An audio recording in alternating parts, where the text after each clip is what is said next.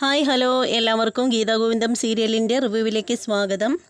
അങ്ങനെ നമ്മുടെ ഗോവിന്ദിന് ചെത്തുകളിൽ കൊണ്ട് കൊടുക്കുകയാണ്. മഹേഷിൻ്റെ കെയർ ഓഫിൽ ചെത്തുകാരൻ വന്നു കള്ളൊക്കെ കൊണ്ട് കൊടുത്തിട്ട് പോവുകയാണ്. അതിനുശേഷം ഗോവിന്ദ് ഫോൺ എടുത്തിട്ട് അതിൻ്റെ ലോക്കും എടുത്തതിന് ശേഷം നമ്മുടെ രഞ്ജുവിൻ്റെ കയ്യിൽ കൊടുക്കുകയാണ്. എന്നിട്ട് രഞ്ജുവിനോട് പറയണം, രഞ്ജു ഇതിനകത്ത് അബൂക്കായുടെ കട എന്ന് പറഞ്ഞിട്ട് ഒരു നമ്പർ സേവ് ചെയ്തിട്ടുണ്ട്. ആ നമ്പറിൽ വിളിച്ചിട്ട് കള്ളിന് ടച്ചിങ്സിന് ആവശ്യമായ കറിക്ക് ഓർഡർ ചെയ്യാൻ പറയുകയാണ്. അതിനുശേഷം എൻ്റെ ഫോണിൽ ബാറ്ററി ചാർജ് കുറവാണ്, അതൊന്ന് ചാർജിലിട്ടേക്കാൻ പറയുകയാണ്. അങ്ങനെ രഞ്ജു ആ ഫോണും കൊണ്ട് അറയ്ക്കൽ വീടിനകത്തേക്ക് കയറുകയാണ്. എന്നിട്ട് അവിടെ വെച്ചിട്ട് ഫോൺ വിളിക്കുകയാണ്. അപ്പോൾ നമ്മുടെ ഗീതു മാറി നിന്ന് ഒക്കെ കേൾക്കുന്നുമുണ്ട്. അപ്പോൾ രഞ്ജു വിളിച്ചിട്ട് പറയണം, ആ ഹബൂക്കയല്ലേ, ഇത് ഗോവിന്ദേട്ടൻ പറഞ്ഞിട്ട് വിളിക്കുന്നതാണ്. ഇതുപോലെ വീട്ടിലത്തേക്ക് ബീഫിൻ്റെ ഫ്രൈ, അതുപോലെ തന്നെ കുറച്ച് കറികൾ പറയുന്നുണ്ട്, ഞണ്ട്, ചെമ്മീൻ പുളിയിട്ട് വെച്ചത്, അങ്ങനെ കുറച്ച് കറികളുടെ പേര് പറഞ്ഞിട്ട് ഇതെല്ലാം എത്രയും പെട്ടെന്ന് കൊടുത്തയക്കണം എന്നിങ്ങനെ പറയുകയാണ്. അപ്പോൾ ഓക്കെ പറയുകയാണ്. അതിനുശേഷം ഫോൺ ചാർജിൽ വെച്ചിട്ട് രഞ്ജു ഇറങ്ങി അങ്ങ് പോവുകയാണ്. രഞ്ജു പോയതിൻ്റെ പിന്നാലെ ഗീതു കയറിയിട്ട് ആ ഫോൺ എടുക്കുകയാണ്. അതിനുശേഷം ഫോണിൽ നോക്കിയിട്ട് ഗീതു പറയണം, ഓ ഭാഗ്യം പോലെ ലോക്ക് വീണില്ല, അത് വലിയൊരു കാര്യം തന്നെ എന്ന് പറഞ്ഞിട്ട് ഫോൺ ഇങ്ങനെ ചെവിയിൽ വെച്ചിട്ട്, ആ അബൂക്ക, ഞാൻ അറയ്ക്കൽ വീട്ടിൽ നിന്നാണ് വിളിക്കുന്നത്. ഇപ്പോൾ കുറച്ച് കറിയുടെയും കാര്യത്തിൻ്റെയൊക്കെ കാര്യം വിളിച്ച് പറഞ്ഞിട്ടുണ്ടായിരുന്നല്ലോ, അതൊന്നും വേണ്ട, അതൊക്കെ അങ്ങ് ക്യാൻസൽ ചെയ്തേക്കാൻ പറയുകയാണ്. അപ്പോൾ പുള്ളിക്കാരൻ ചോദിക്കുകയാണ്, അതെന്താ അങ്ങനെ എന്നിങ്ങനെ ചോദിക്കുമ്പോൾ ഗീതു പറയുകയാണ്, അതിപ്പോൾ വേണ്ട, അത് പിന്നൊരു ദിവസത്തേക്ക് ആക്കി, കാരണം ഇപ്പം ഞങ്ങൾക്കൊരു മരിപ്പ് വന്നിട്ടുണ്ട്, അപ്പോൾ അതിനായിട്ട് പോകണം, അപ്പോൾ അതുകൊണ്ടിപ്പോൾ ഇത് ഉപയോഗിക്കാനൊന്നും ഇവിടെ ആരുമില്ല എന്ന് പറയുകയാണ്. അങ്ങനെ ഫോണും അങ്ങ് കട്ട് ചെയ്യുകയാണ്. അങ്ങനെ ഗീതുവിന് സമാധാനമാവുകയാണ്. ഗീതു മനസ്സിൽ വിചാരിക്കുകയാണ്, എന്തായാലും ഇനി അവൾ കൊടുത്തിട്ട് അവളുടെ ഇഷ്ടത്തിന് ഓർഡർ ചെയ്ത സാധനം അങ്ങനെ ഇനിയിപ്പോൾ കണ്ണേട്ടം കഴിക്കേണ്ട, ഇനിയിപ്പോൾ എന്ത് വേണമെന്ന് എനിക്കറിയാം എന്ന് പറഞ്ഞിട്ട് ഗീതു നേരെ അടുക്കളയിലേക്ക് പോവുകയാണ്. അടുക്കളയിൽ ചെല്ലുമ്പോഴത്തേക്കും നമ്മുടെ രേഖയും കാഞ്ചനയും ഇങ്ങനെ അടുക്കളയിലുണ്ട്. അങ്ങനെ ഗീതു നേരെ അടുക്കളയിലേക്ക് ചെല്ലുകയാണ്. അടുക്കളയിൽ ചെല്ലുമ്പോൾ നമ്മുടെ രേഖയും അതുപോലെ കാഞ്ചനയിൽ നിന്ന് നന്നായിട്ട് പാചകം ചെയ്യുകയാണ്. അപ്പോൾ ചോദിക്കുകയാണ്, എന്താ രേഖയേച്ചി ഇവിടെ? ഗീതു മോളെ, നീ എന്തായി അവിടെ? കറിക്കൊക്കെ ഓർഡർ കൊടുക്കണമെന്നൊക്കെ പറയുന്ന കേട്ടല്ലോ, എന്തായി എന്നിങ്ങനെ ചോദിക്കുകയാണ്. അപ്പോൾ ഗീതു പറയുന്നത്, രേഖയേച്ചി, ഞാൻ ആ കുഞ്ചുവിനിട്ട് ഒരു കൊട്ട് കൊടുത്തിട്ടുണ്ട്. എന്ത് കൊട്ടാ നീ കൊടുത്തത്? രേഖച്ചിക്ക് കേൾക്കണോ? അവിടെ കണ്ണേട്ടൻ അവളുടെ കയ്യിൽ ഫോൺ കൊടുത്തിട്ട് വേണ്ടുന്ന കറിക്കും സംഭവങ്ങളൊക്കെ ഓർഡർ ചെയ്യാൻ പറഞ്ഞിട്ടുണ്ടായിരുന്നു. അവളങ്ങോട്ട് മാറി നിന്നിട്ട് കുറേ സംഭവങ്ങളൊക്കെ ഇങ്ങ് ഓർഡർ ചെയ്തു. ഞാൻ എന്ത് ചെയ്തെന്നോ, അവൾ മാറിപ്പോയതിൻ്റെ പിന്നാലെ ഫോൺ എടുത്തിട്ട് കണ്ണേട്ടൻ്റെ ഫോണിൽ നിന്ന് ആ കറികളൊന്നും വേണ്ട, എല്ലാം ക്യാൻസൽ ചെയ്ത് കളഞ്ഞു എന്നിങ്ങനെ പറയുകയാണ്. അത് കേൾക്കുമ്പോഴത്തേക്ക് രേഖ ചോദിക്കണം, അയ്യോ മോളെ, അത് പ്രശ്നമാവില്ലേ? എന്ത് പ്രശ്നം? ഒരു പ്രശ്നവുമില്ല രേഖേച്ചി. അത് പിന്നെ ടച്ചിങ്സിന് ഗോവിന്ദേട്ടനൊക്കെ നോക്കുമ്പോൾ കിട്ടാതിരിക്കുമ്പോൾ അതൊന്നും ഒരു പ്രശ്നമില്ലാന്നേ. ടച്ചിങ്സിന് കിട്ടാതിരിക്കുമ്പോഴത്തേക്ക് നമ്മൾ കൊണ്ട് കൊടുക്കുന്നു നല്ല അടിപൊളി ടച്ചിങ്സ്. നീ എന്താ ഗീതു ഈ പറയുന്നത്? എനിക്കൊന്നും മനസ്സിലാവുന്നില്ലല്ലോ. എൻ്റെ രേഖേച്ചി, നമുക്ക് കണ്ണേട്ടന് ഇഷ്ടമുള്ള നല്ലൊരു ടച്ചിങ്സ് എന്താണെന്ന് വെച്ചാൽ കണ്ടെത്തി നമുക്ക് ഉണ്ടാക്കി കൊടുക്കാമെന്ന് പറയുകയാണ്. അപ്പോൾ എന്നിട്ടിങ്ങനെ ആലോചിച്ചിട്ട്, ഇപ്പോൾ പെട്ടെന്ന് ഉണ്ടാക്കാൻ പറ്റി എന്താ ഇതിനുള്ളത് മോളെ ഗീതു എന്നിങ്ങനെ ചോദിക്കുകയാണ് രേഖ. അപ്പോൾ ആ സമയത്തിന് ഗീതു ഇങ്ങനെ നമ്മുടെ കാഞ്ചനയോട് ചോദിക്കുകയാണ്, കാഞ്ചനക്ക, പെട്ടെന്ന് ഉണ്ടാക്കാൻ പറ്റി എന്തെങ്കിലും ഇവിടെ ഉണ്ടോ എന്നിങ്ങനെ ചോദിക്കുകയാണ്. അപ്പോൾ കാഞ്ചന പറയണം, മോളെ ഗീതു പാപ്പാ, ഫ്രിഡ്ജിൽ ബീഫ് ഇരിപ്പുണ്ട് എന്നിങ്ങനെ പറയുകയാണ്. ബീഫുണ്ടോ? അത് മതി, രക്ഷപ്പെട്ടു. കണ്ണേട്ടനെ ബീഫ് പെരട്ട് ഭയങ്കര ഇഷ്ടമാണ്, അതും അബൂക്കാടെ കടയിലെ ബീഫ് പെരട്ട്. അത് ഞാനുണ്ടല്ലോ പൊളിയായിട്ട് വച്ചു കൊടുക്കും. ഇന്ന് കണ്ണേട്ടൻ ഫ്ലാറ്റ് ആവും എന്നിങ്ങനെ പറയുകയാണ്. അതിനുശേഷം ഗീത് പറയുകയാണ്, കാഞ്ചനൊക്കെ പോയി ബീഫ് കറി വയ്ക്കാനുള്ള ബാക്കി സംഭവങ്ങളൊക്കെ സെറ്റാക്കി എന്ന് പറയുകയാണ്.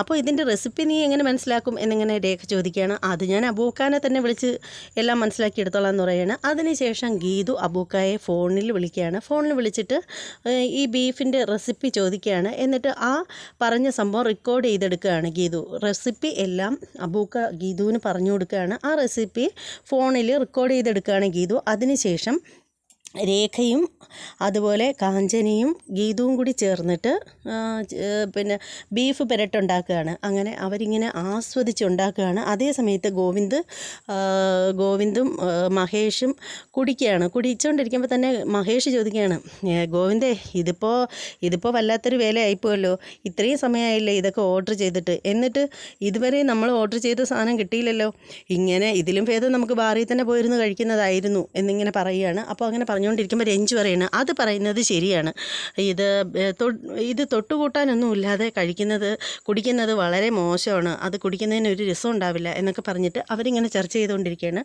അപ്പോഴത്തേക്കിനും ബീഫിൻ്റെ പെരട്ടൊക്കെ റെഡിയായിട്ട് വന്നിരിക്കുകയാണ്. അപ്പോൾ അതേ സമയത്താണെങ്കിൽ നമ്മുടെ രാധികാമ്മയുടെ മുറിയിൽ ഇങ്ങനെ ഇരുന്ന് നിരാഹാര സത്യാഗ്രഹം നടത്തുകയാണല്ലോ പുള്ളിക്കാരത്തി, അതിൻ്റെ പേരും പറഞ്ഞിരിക്കുകയാണല്ലോ. അങ്ങനെ നോക്കുമ്പോഴത്തേക്ക് നമ്മുടെ രാധികാമ്മ അവിടെ നിന്ന് ഉണക്ക ബ്രെഡ് പച്ചവെള്ളം കൂടി കുടിക്കുകയാണ്. എന്ന് വെച്ചാൽ ബ്രെഡും കഴിച്ചിട്ട് ഒരു കുപ്പിയിൽ വെള്ളം എടുത്ത് ആരും കാണാതെ ഒളിപ്പിച്ചുകൊണ്ടെന്ന് മുറിയിൽ വെച്ചിരിക്കുകയാണ്.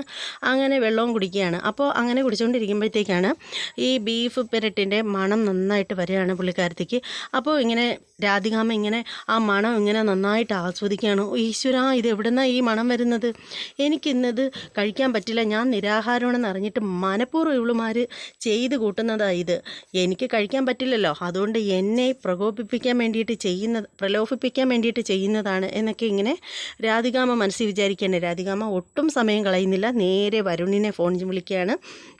എന്നിട്ട് വരുണിനോട് കാര്യം പറയുകയാണ്. വരുണെ, ഇവിടെ ഇതുപോലെ ബീഫൊക്കെ വെച്ച് അവർ ആഘോഷിക്കുകയാണ്, ഞാൻ നിരാഹാരമാണല്ലോ, അതുകൊണ്ട് എന്നെ ഒരു കഷ്ണം പോലും കഴിക്കാൻ വിളിക്കില്ലെന്നുള്ള കാര്യം ഉറപ്പാണ്.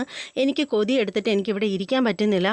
ബീഫിൻ്റെ മണം കിട്ടിയപ്പോഴത്തേക്ക് എൻ്റെ വിശപ്പ് കൂടി. നീ ഒരു കാര്യം ചെയ്യ്, ആരും അറിയണ്ട, നല്ലൊരു ഹോട്ടലിൽ വിളിച്ച് പറഞ്ഞിട്ട് ഒരു പാഴ്സൽ കൊണ്ടുതരാൻ പറ, വീട്ടിൻ്റെ പിന്നാമ്പുറത്ത് കൊണ്ടു തന്നാൽ മതി, ആരും കാണാതെ ഞാൻ മുറിയിൽ കൊണ്ടുവച്ചിരുന്ന് കഴിച്ചോളാമെന്ന് പറയുകയാണ്. അപ്പോൾ അത് കേൾക്കുമ്പോൾ വരുണിന് ദേഷ്യം വരികയാണ്. വരുൺ പറയണം, അമ്മ ഇത് എന്ത് പണിയായി പറയുന്നത്? ബീഫൊക്കെ വരുത്തിയിട്ട് വേണം, കഷ്ടകാലത്തിന് അങ്ങനെ പിടിക്കപ്പെട്ട് കഴിഞ്ഞാലേ പിന്നീട് ഞാനിപ്പോൾ ഈ കിടന്ന് തെണ്ടി തിരിയുന്നതുണ്ടല്ലോ, ജീവിതകാലം മൊത്തം തെണ്ടി തിരിയേണ്ടി വരും. പിന്നീട് അമ്മയും കൂടെ പുറത്തേക്ക് പോവേണ്ടി വരും. പിന്നെ അമ്മയ്ക്കും മോനും കൂടെ പുറത്ത് കിടന്ന് തേണ്ടാം. ഇപ്പം തൽക്കാലം അമ്മ ബീഫും കഴിക്കേണ്ട, ഒന്നും കഴിക്കേണ്ട, അമ്മ അവിടെ നിരാഹാര സത്യാഗ്രഹം അങ്ങനെ തുടർന്നുകൊണ്ട് പോയാൽ മതി. അങ്ങനെയാണെങ്കിൽ മാത്രമേ എനിക്ക് തിരിച്ച് അറയ്ക്കലേക്ക് വരാൻ പറ്റുള്ളൂ എന്നിങ്ങനെ പറയുകയാണ്. അമ്മയ്ക്ക് അവിടെ ഇരുന്നുകൊണ്ട് ഓരോന്ന് ഓർഡർ ഇടാൻ പറഞ്ഞാൽ മതിയല്ലോ, 10ൻ്റെ പൈസ കയ്യിലില്ലാതെ ഞാനിങ്ങനെ കിടന്ന് കഷ്ടപ്പെടുന്നതേ എനിക്കേ അറിയാവൂ എന്ന് പറഞ്ഞിട്ട് വരുണ് ദേഷിച്ച് ഫോൺ വയ്ക്കുകയാണ്. രാധികാമ്മയ്ക്ക് ഒന്നിനും പറ്റാത്ത അവസ്ഥയിൽ ഇങ്ങനെ മണം പിടിച്ച് പൂച്ചക്കുട്ടിയെ പോലെ രാധികാമ്മ മുറിയിൽ ഇങ്ങനെ നടക്കുകയാണ്. അതേസമയം എല്ലാം റെഡിയായി.